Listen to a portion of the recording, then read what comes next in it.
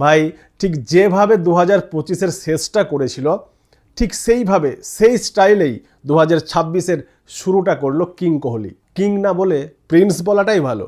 তার কারণ 38 বছরের বিরাট কোহলিকে দেখে মনে হচ্ছে একটা 18 বছরের ছেলে খেলছে। কিং প্লাস প্রিন্স দুটোই আছে বিরাটের মধ্যে। সেই লেভেলের ফিটনেস ভাই, সেই লেভেলের ফিটনেস অলওয়েজ আমরা যেভাবে দেখে আসছি তাকে। যাই হোক, আসল টপিকে ফিরে আসা যাক। বিরাট কোহলি কেন সেঞ্চুরি মারতে পারলো না ম্যাচ জেতার পরে নিজেই সব কিছু জানালো। আর হ্যাঁ, তার সাথে সাথে অবসর নেওয়ার প্রশ্নের যে উত্তরটা দিল বিরাট কোহলি তা শুনে আপনারা সবাই চমকে যাবেন। শেষ প্রশ্নটা ছিল সব থেকে ইম্পর্টেন্ট এবং সব থেকে গুরুত্বপূর্ণ এবং গাম্ভীরও আগারকারের জন্য আরও গুরুত্বপূর্ণ। তাহলে কি বিরাট কোহলি ইচ্ছা করে সেঞ্চুরিটা করেনি? আর অবসর নেওয়ার প্রশ্নে কি এমন উত্তর দিল বিরাট কোহলি? সবটাই জানাবো আপনাদের। তার আগে আপনাদের জানিয়ে দিই যে গতকাল ম্যাচে বিরাট কোহলি যতক্ষণ মাঠের মধ্যে ছিল ইন্ডিয়া মনে হচ্ছিল ইজিলি ম্যাচটাকে জিতে নেবে। কিন্তু ভাই 90 রানের মাথায় যেই মুহূর্তে বিরাট কোহলি আউট হলো তার পরপর 2 ওভারে 2টি উইকেট ডাউন, শ্রেয়াস আইয়ার এবং রবীন্দ্র জাডেজা। তারপরেই ভাই ম্যাচটা ফেঁসে গেল। এটাই মনে হতে লাগলো যে ম্যাচ কি ইন্ডিয়া আর জিততে পারবে?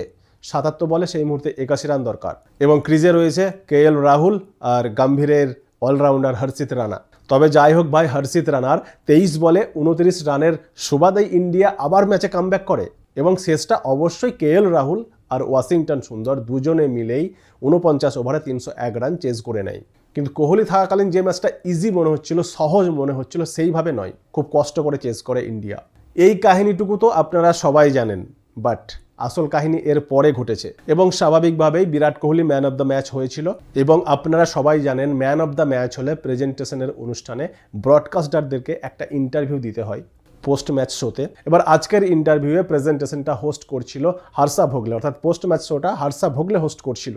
এবার আমরা জানি হর্ষা ভোগলে কিন্তু একটু খোলামেলা প্রশ্ন করতে ভালোবাসে, সরাসরি প্রশ্ন করতে ভালোবাসে। সেখানে কিন্তু হর্ষা ভোগলে সরাসরি বিরাট কোহলিকে একদম অবসর নেওয়ার প্রশ্ন থেকে শুরু করে সেঞ্চুরি না করতে পারার প্রশ্ন পর্যন্ত জিজ্ঞেস করে।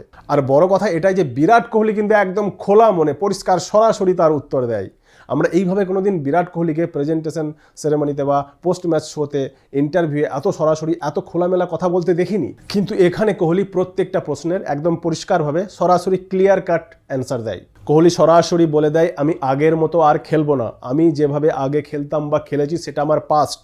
এখন আমি শুধুমাত্র অ্যাটাকিং ক্রিকেট খেলতে চাই, অ্যাটাকিং ব্যাটিং করতে চাই।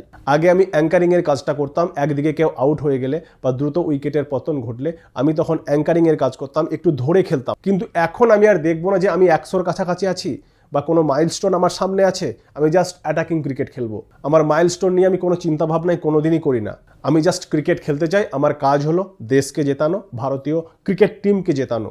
আমি প্রয়োজন অনুসারে দলের প্রয়োজন অনুযায়ী রান করে থাকি বা খেলে থাকি। এখন থেকে আমি সম্পূর্ণ অ্যাটাকিং ব্যাটিং করব।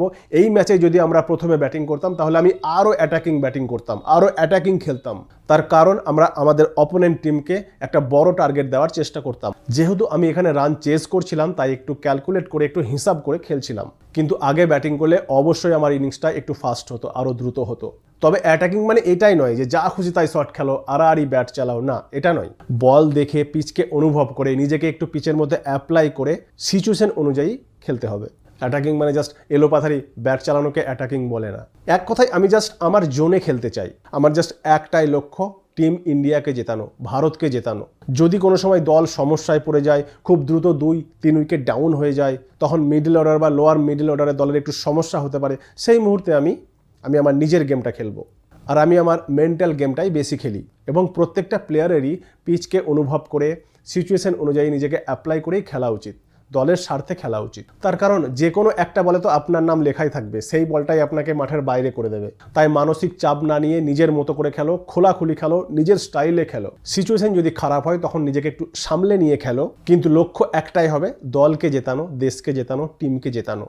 দল কিভাবে জিতবে সেটাই হবে সর্বোপরি, সেটাই সবসময় মাথায় রাখতে হবে। এইবারে কিন্তু বন্ধুরা শেষ প্রশ্নটা ছিল খুবই ইম্পর্টেন্ট এবং খুবই মজার।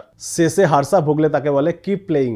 তার উত্তরে বিরাট কোহলি বলে দিয়েছে অবশ্যই খেলবো, আমি খেলতেই থাকবো। শেষের উত্তরটা হয়তো গম্ভীর অ্যান্ড আগারকার কোম্পানির কাছে পৌঁছে গেছে, আশা করব আমরা। আপনাদের মতামত কমেন্টসে জানতে চাইছি। Thank you everyone.